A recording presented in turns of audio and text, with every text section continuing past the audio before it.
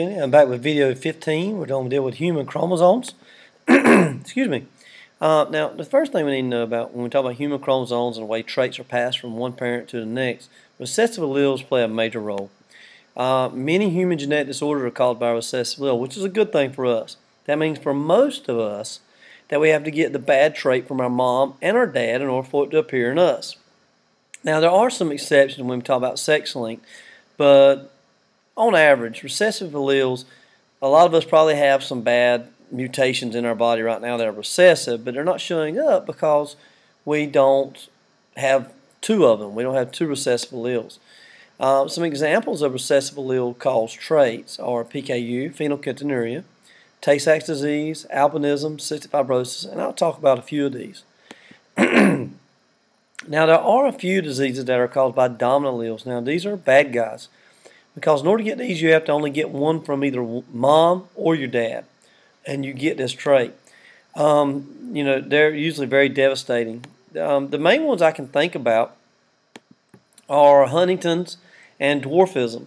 Huntington's disease, is kind of bad because once you get it, usually onsets at age 30 to 40. It starts with a loss of motor functions, the ability to walk, talk, see. Eventually your heart stops. But, think about if you're a dominant allele-caused disease, you would have to be later in life when it onset. If it onset at birth, it would kind of kill itself out. So it's kind of like a smart disease, I guess you would say.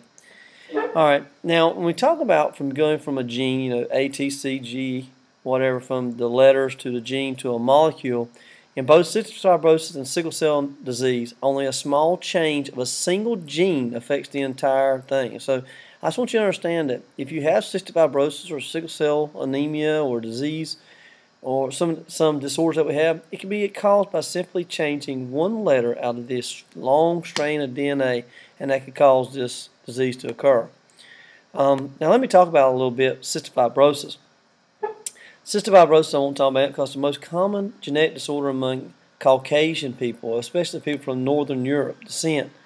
And it's caused by a recessive allele that is found on chromosome 7. And in most cases, it's only caused by a deletion of 3 bases. So that's like A, A, T, T, C, C. Only 3 bases being deleted cause cystic fibrosis.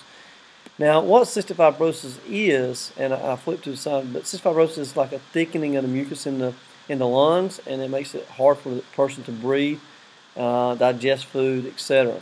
Now, the next disease I want to talk about is sickle cell disease. And sickle cell disease is most common among African Americans.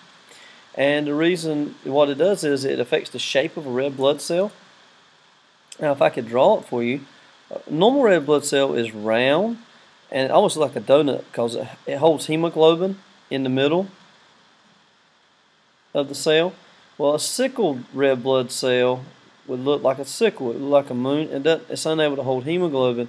And this is actually an advantage for people of African descent because there is a disease called malaria that attaches to hemoglobin, the protein hemoglobin. And if you have sickle cell disease, you're immune to malaria. Therefore, it's advantageous. Now, I just mentioned cystic fibrosis most common in Caucasians and sickle cell disease most common in African Americans. Can anybody figure out why a disease would be localized in a certain ethnic group? I'll give you a few seconds to think about that.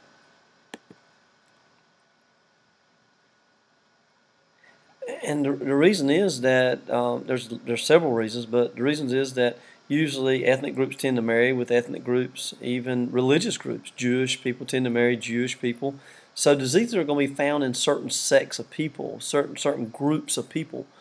And in Africa, if you think about it, that if malaria caused death, and if you die, you're unable to have babies. But if you have sickle cell disease and you survived because you didn't get malaria, then you passed on your traits. So sickle cell became an advantageous allele. Now, the next thing is human chromosomes. I just want to refresh real quick. Remember, this is not an actual refresher yet, but I want to just tell you a few things. Chromosome 21 and 22 are the smallest chromosomes, smallest autosomes. And even though 22 is the smallest, it contains 43 million DNA base pairs. So just think about how much information is found in your chromosomes. Now, if chromosomes are found on the X or Y, which is chromosome 23, then they are called sex-linked traits. Now, if you notice down here, most genes are found on the X. Very few things are found on the Y because it's so small. So we won't talk about anything in biology that is caused by a gene found on the Y chromosome, but realize that a sex-linked trait could be found on the Y or the X, okay, even though we don't mention the Y. Colorblindness is a sex-linked trait. It's found on the X chromosome.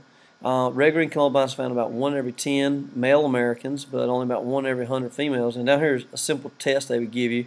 I hope everybody sees the number 34 and 44 down here on these two square circles. If you don't, then you know something could be wrong. Nah, just kidding. You should be seeing 57 in the left-hand side, and I've heard some people say they see 55. And the right-hand side, you should be seeing 15.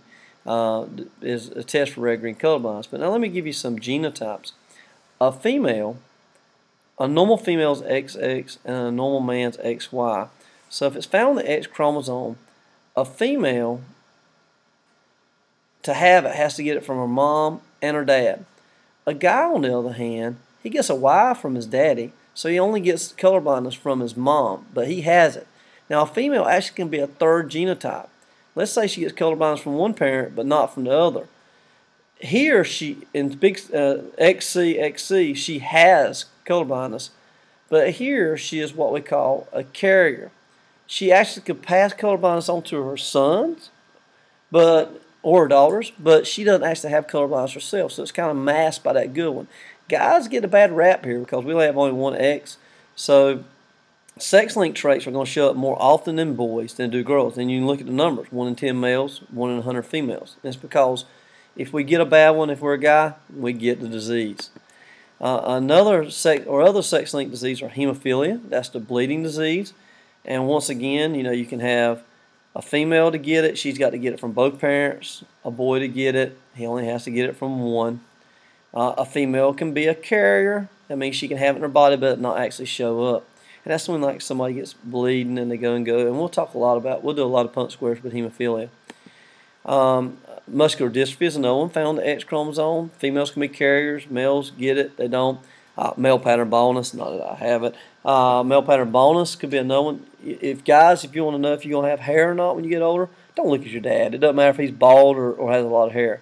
You need to look at your mom, because male pattern baldness is found on the X chromosome, and you get male pattern baldness from your mom.